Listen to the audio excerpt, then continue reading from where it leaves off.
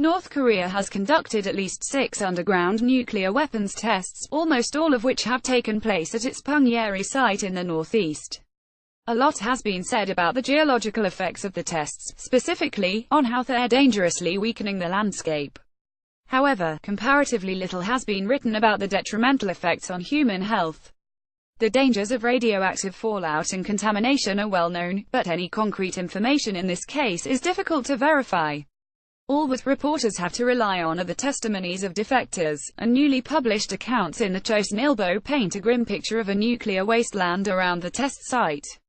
I heard from a relative in Punggyeri that deformed babies were born in hospitals there, one defector who used to live in the province reportedly said. Another spoke of corpses floating down the river with their limbs severed. It seems that only high-ranking officials and their families in the region are informed when a nuclear test is about to take place.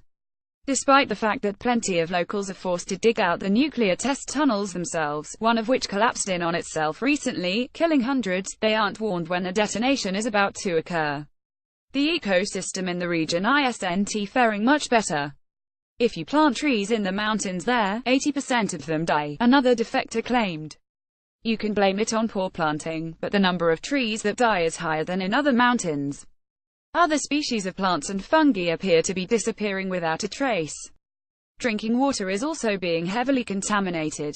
The repeated destruction of the surrounding landscape has not just irradiated the water supply, but it's also creating deep chasms that are draining much of it into the bowels of the earth.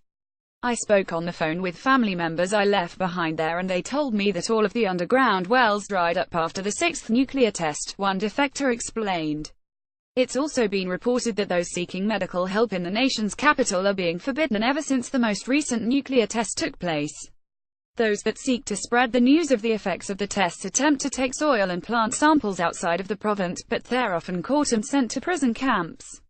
Again, it's very difficult to definitively confirm these details, but it's certain that the province has become heavily contaminated by the regime's increasingly powerful nuclear tests. It's only set to become increasingly hellish as time ticks on, and more freakish scars adorn the landscape.